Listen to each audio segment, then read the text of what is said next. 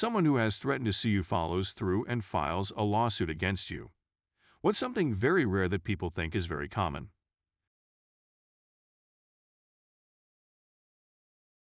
Being tone deaf.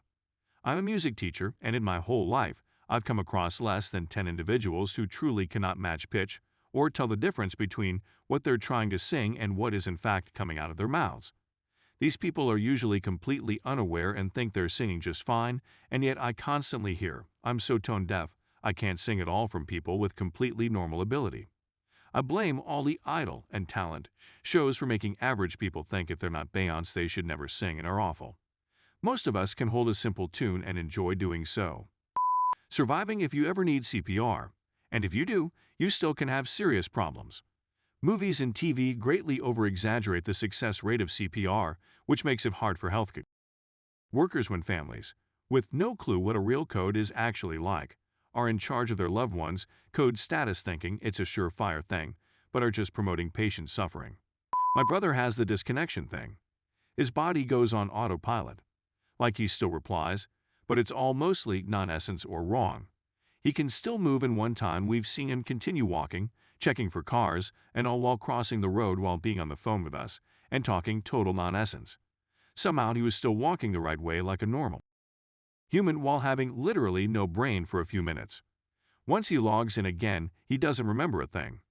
As far as he knows, he moved from it to be God. First minute of his seizure, his body totally freezes, like no breathing, every single muscle is flexed. Can last for a very long time unless someone convinces him to lie down and sleep so he can reboot. It's a very strange experience to witness. Like, how can somehow still function but not at the same time? That's just strange. My seizures, which I only started having last year, newly diagnosed, are sort of similar to what you've described. I can't carry on as normally as it sounds. He can when having one. I get too dizzy. I am cognizant of it all, but have almost no control over my speech.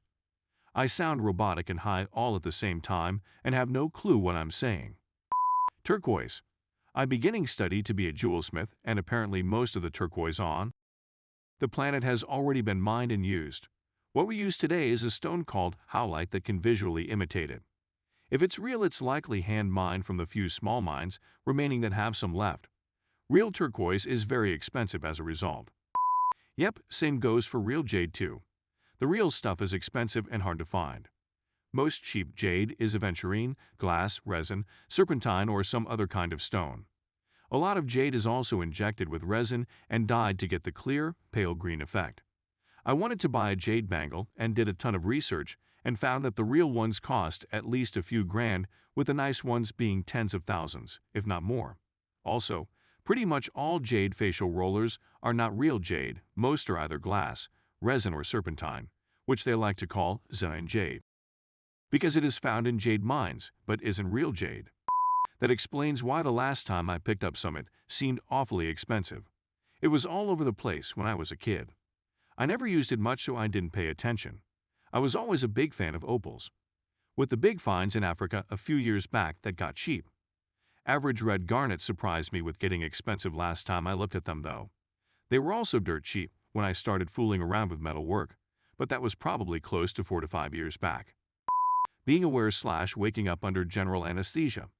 Most stories of this are MAC anesthetics, where the patient is kept light and generally doesn't remember, but it isn't truly general anesthetic. If people really wake up under general anesthesia, they will have their eyes taped shut and a breathing tube in. They will also likely be paralyzed. It does happen, but it is extremely rare. To elaborate, back in the days it happened in the order of 1 in 1,000, with the high-risk group of patients/surgery type around 1 in 100. But in the modern day it is probably 10 times rarer, 1 in 1,000 in high-risk group with appropriate monitoring, and 1 in 10,000 for normal risk. Vast majority of awareness happens because of operator error these days. Even when it does, it generally doesn't last for long. In recorded cases, people may have a minute or two of awareness, but they are usually picked up soon after. The nightmare story of people being paralyzed and aware for half an hour or an hour is extremely rare in the modern practice. Getting free acid trips in my Halloween candy. When I was in the first grade back in 1982, before even DARE existed, they made it seem like it was a guarantee some hippie freak was going to dose our Hershey bars for no reason but for and giggles. Oh, and let's not forget how they also made it seem like someone would be offering us candy for free in the hallway lockers. That turned out to be a big disappointment, as they always made me pay. Funny story, when I was in elementary school, two of my best friends and I had a backyard campfire. The fire was dwindling, so one of my friends thought it would be a great idea to fill a coffee mug with gasoline and pour it over the fire. This resulted in a huge fireball that rained little chunks of fire all around us. In our shot, we focused mostly on patting out the fireballs that fell on our tent and grass until I look at my friend and notice that his arm was on fire. He didn't even notice right away because he was too focused on stomping out the other fires. Once we told him he was on fire, his natural reaction was to run around screaming, "I'm on fire! I'm on fire!" We had to grab him and push him to the ground so that we could suffocate the fire. Thankfully, he was not hurt, but for the next few weeks my other friend would randomly draw pictures of him on fire with bubble captions saying, "I'm on fire! I'm on fire!" Child abductions by strangers. Growing up in the 80s, we were taught that if you were by yourself, you were liable to be snatched up by a stranger. The reality is most abductions are by people the child knows. Stranger abductions make the news and often end tragically, but they're relatively rare. On that note, being killed by a falling coconut. People like to say that you're an order of magnitude more likely to be killed by a falling coconut than by a shark, to say that sharks aren't that scary. 150 deaths per year is the most commonly used figure. However, that figure comes from extrapolating from a study conducted in a remote village in Papua New Guinea, where of a few dozen villagers, 2 said that death by falling coconut was something that has happened/could happen. Neither of them had personally witnessed it. They only recounted anecdotes about it happening. And no deaths by falling coconut were observed for the duration of the study. The list of confirmed, reported deaths by falling coconut, excluding trained monkeys dropping them on their master's head, is fewer than 20 entries long. Of course, more deaths from falling coconuts could simply go undocumented, given that many coconut trees, and people who work near them, are found in rural areas of developing countries, but it's reasonable to assume that death by falling coconut is not as common as people think. An excellently cut, colorless, internally flawless, large diamond.